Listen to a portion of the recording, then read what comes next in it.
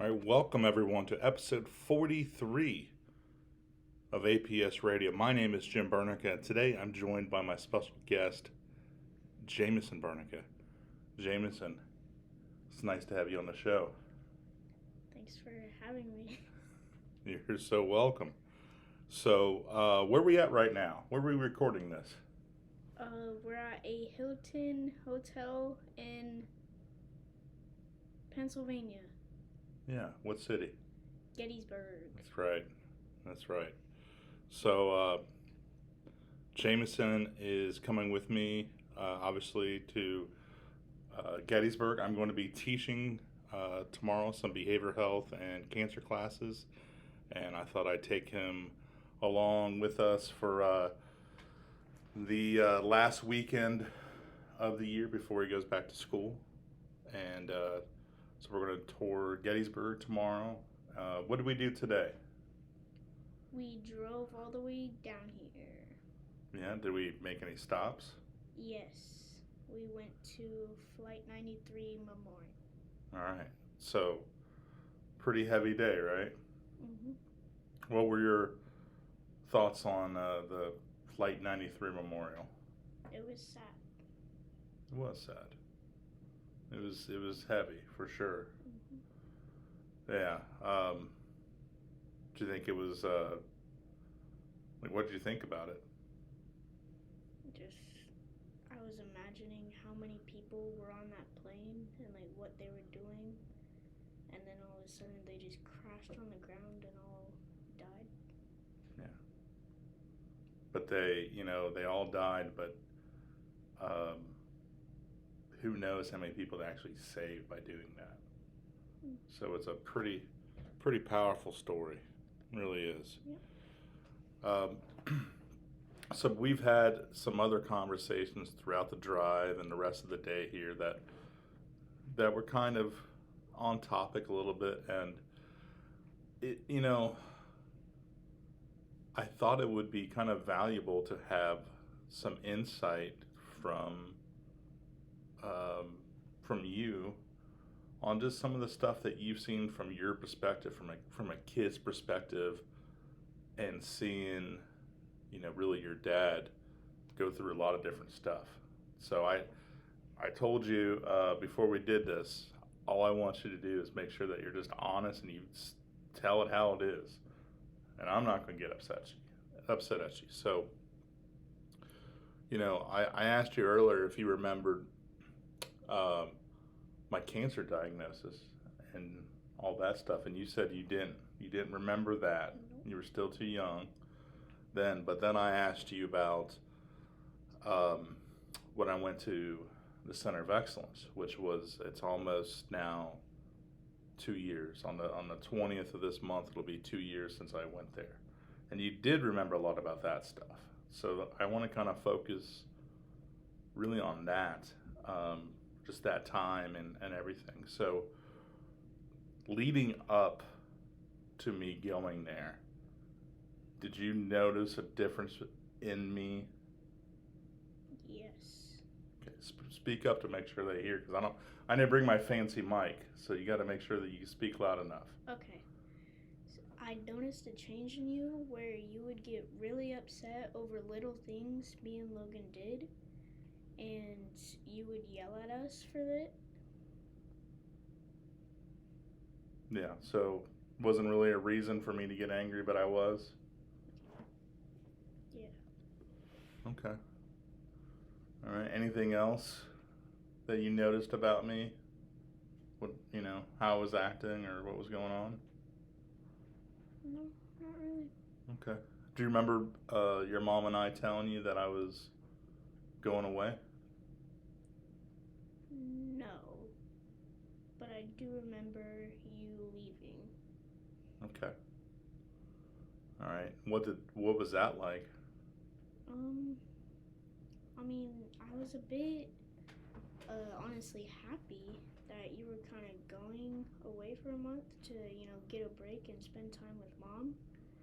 And then at the same time, I was also sad because I couldn't see you for a month. Right.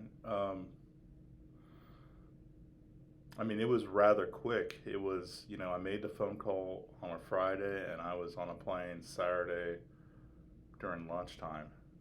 So there wasn't a bunch of notice. So, um, how was it at home when I was gone? Um, it was hard because mom had to do a lot of things more than she did before, and then we got dinners from all of your friends while you were gone, so that was nice of them. And we weren't at home during the day because we were at school. Mm-hmm. So we were only in there at the mornings and the evenings, and it was okay. The house survived. The house survived, he says. You had to step up a little bit, didn't you? Yeah. Yeah, you had to help out mom Yeah. and make sure you took care of your little brother, right? Mhm. That was probably a lot of responsibility that I put on you. You know, not on purpose, but I did. Yeah. At that time, you were 9 years old.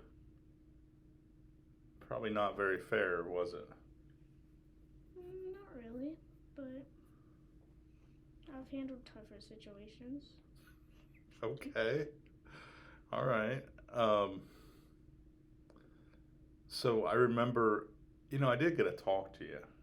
I did get to FaceTime you. Um, and I would get my phone every now and then. And I do remember, I remember seeing on a calendar that and I can't remember the exact verbiage, but it basically said Jameson appointment. And I asked your mom, so what is this appointment about with you? And she's told me, and this is probably 3 or 4 weeks into my stay there, she said that you had started to act out. Do you remember that at all? Yes, I did. And that appointment was actually for you to see a clinician, right? Yeah. So, what were you doing to where your mother ended up making that call? Logan was being really annoying to me, and I can see that. and I was just yelling at him all the time, constantly, and yeah, I was getting mad at him. Were you getting angry like I was? Like, do you think you kind of were acting the way that I would have acted? Yes. Mm. Okay. What was it like for you to go to see that clinician? It was nice. She was really nice, and I played games with her, and she asked me about how it was at home, and I answered her. Okay. So, after 40 days, I get to come home. How was that like when you got to see me again? I was happy. Yeah. And me too.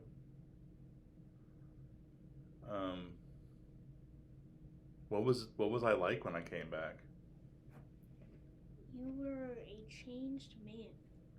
Oh, really? Yes. You're gonna have to elaborate on that. Oh, okay. You didn't, you weren't set off by little things anymore. It was only those big things, you know? Okay. Like mom being late off of work. Yeah.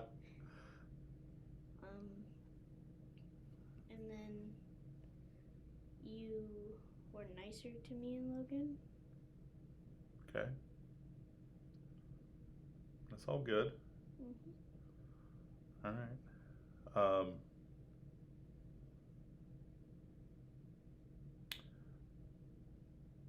And so, I came back. I went back to work. I never really, truly went back to work.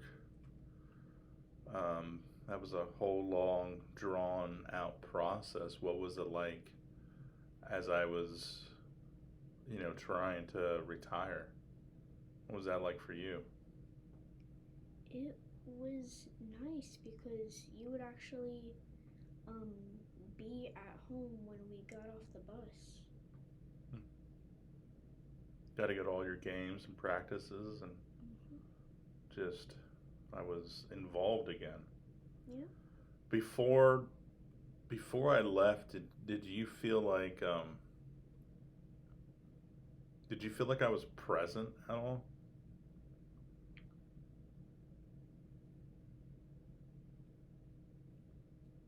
Yes.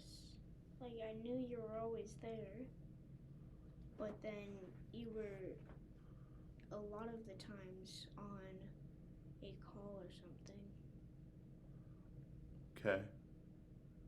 Um, so I may have physically been there, Mm. but I was busy doing a lot of other stuff. Yeah. Okay. Okay. Um,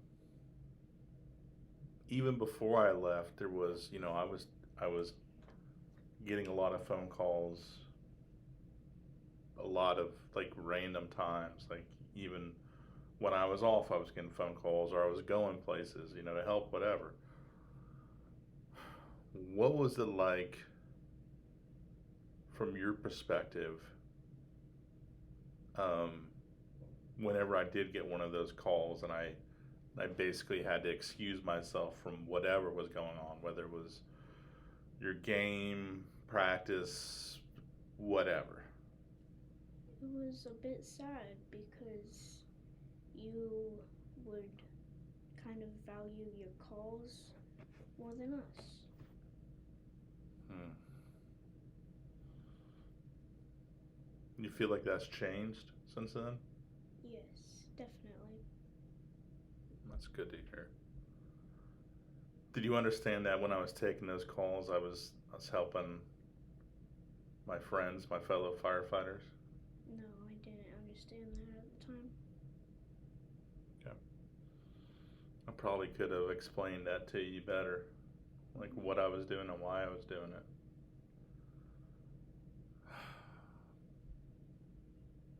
Let me ask you another. This is a random kind of question, but seeing everything that I've gone through, you know, um, do you have any interest in? I guess I kind of loaded that question for you. Not really fair.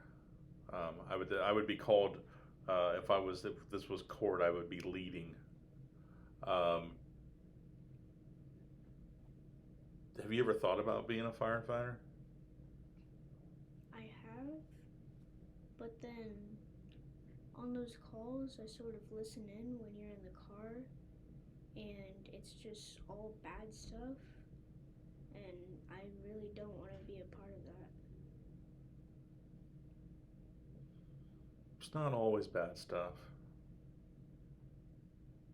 but a lot of the calls that I get were related to bad stuff. That's for sure. Huh. Okay. You know, I know it's probably kind of weird to have him on the show, but I just thought it was kind of an interesting perspective, and it's a lot of stuff that we've never really discussed, and we just kind of had the opportunity, I guess, this weekend during this trip, our first real, one-on-one trip to talk about some of this stuff. Um, so I thought it would just be interesting for others to hear that as well, so they kind of can get a perspective of what their kids may be thinking. And I think the other thing too that I have in mind of this, and now I'm kind of doing a monologue. I'm sorry. Just hang in there, buddy. I think about the adverse childhood experiences, our ACEs scores, and how that 10-question quiz, and I know I'm a 6. I'm not my number, but I was a 6 out of 10, and I can look at those questions for him and his brother, and right now he's a 1, and I want to make sure that doesn't change. So I think that's something to keep in mind too, is what are you doing, how are you doing it, and are you adding a point for the point here or there because of some of the stuff you're doing. So anyways, back to you. Do you have any other thoughts? I know today has been abnormally heavy, and I think it's going to be heavy tomorrow too when we do this tour of Gettysburg and we talk about lots and lots and lots of death that happened a long time ago. But if any other kind of Jerry Springer final thoughts? No. You don't know who Jerry Springer is? No. You're probably better off. He was the mayor of Cincinnati. That's all you need to know, right? Well, that's it. I think that's it. I just thought,